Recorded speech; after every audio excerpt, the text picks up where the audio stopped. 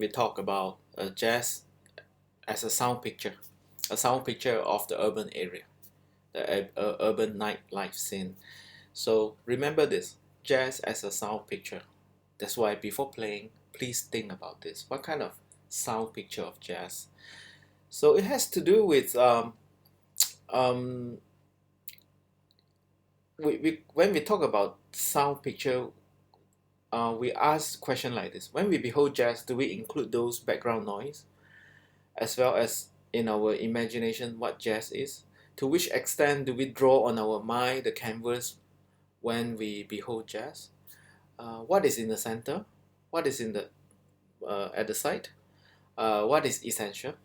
And what actually can be omitted? How jazz is to be illustrated? Now here, before I move on to heteronomy, which is the one of the main point that I want to tell you, I just want to introduce this concept that a jazz is a happening, basically. Jazz improvisation is an instance. That's why do not mistaken it with arranged music. Don't say it is boring. It's the most unique kind of performance, so to speak, because jazz is a happening. Jazz is an instance, right? So every jazz improvisation is an instance. Its meaning lies in the process of making and being shared with the audience. It's the process, not only the result. And it is a space to witness and enjoy the many errors, quote unquote, and how they are being covered up creatively by the players. And to also to enjoy the newness that was brought about in that very moment of creating. This newness simply means how different the player play today from yesterday, even when they play the same song, the same tune. All this new difference, all these new ideas coming when they create, those are the newness that we cherish. Now over to now the main point, heteronomy, nature of jazz. Now it's a big word, right? Heteronomy. So what does that mean? Um, in the Oxford Dictionary, it means subject to a law or a standard external to itself. Right? Kant has used the term heteronomy view in his moral philosophy to denote one in obedience to rules of action that have been legislated externally to it, in opposed to the autonomy view that is entirely self-legislating. So the opposite term for heteronomy is autonomy. So now,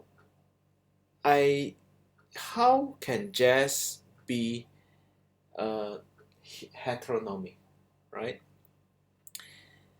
Now there is the system, the structure. Um, now what nature in jazz that is actually not self-regulating but actually regulating by something that's external to it? You can read my paper, but some of the points are a music system is determined or dependent upon resources that is external to it. Is that jazz? What jazz is? Yes. Jazz doesn't create his own resources, right? And it highlights the nature of the system where there is no one clear thread within it that can claims to be the legislative, the governing thread, that the entire system is unified under it. So you cannot find something that ruled by itself. So I will go more into so the indicators of how jazz is not autonomous, right? Now Brown in 2000, he said to a so-called music formalist. Music formalist here, basically, if you do not understand, basically it means people who are classical music minded lah. Easy to understand, right? The so-called music formalist, the jazz recording is full of defects and mannerism. In contrast, a retrospective model for jazz is detailed by telling that jazz improvisation is a situation where there is no retake, erase, or edit, a forced choice where no time can be taken out and no script. This one. The other one, Simon. Simon in 2008 say, jazz improvisation is a reproduction of music in forms such as reinterpretation of compositions, quotations of jazz melodies, and stylistic emulations, meaning imitations of other jazz artists. The spontaneous reproduction of music formed out of the fragments of previously produced music is a process inherent in jazz improvisations.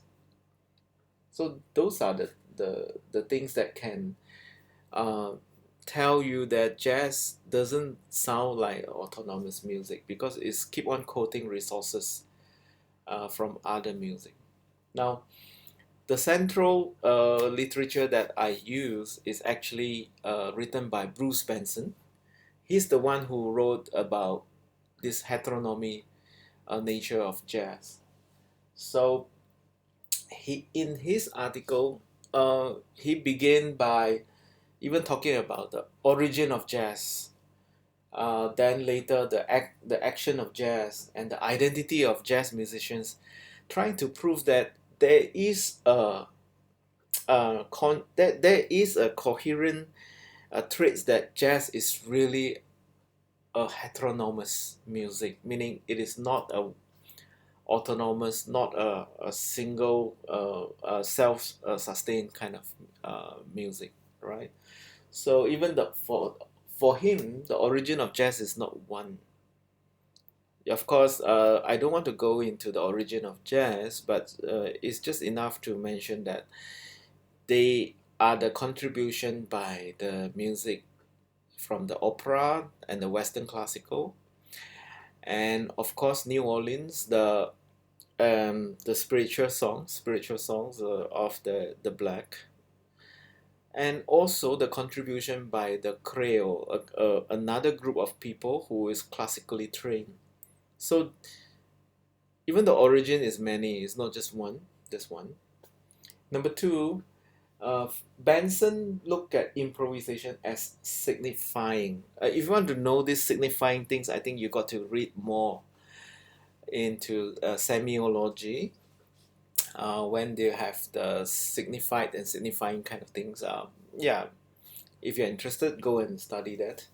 But basically here it means when a jazz musician improvise, is actually doing a kind of signifying. That means it's an act of repeating a music idea, but in a different way. So in that sense, jazz is like giving commentaries and quotations. Now, the important thing to note here, there is always one source that a jazz player is actually playing against. So that's called improvisation, right? That's why Benson say it is uh, illogical to say autonomous improvisation, because improvisation cannot be autonomous, because improvisation is always improvised against something, right? So the identity of jazz musicians here is also an autonomous one. He used the words bricoleur, using Derrida, all this big sociologist thing. Bricoleur simply means somebody who make do, a handyman. So jazz musician is like a handyman. He can quote many musical ideas out, instantly, right? So that is the part of a heteronomy of jazz. Not only that, I just want to add one more item.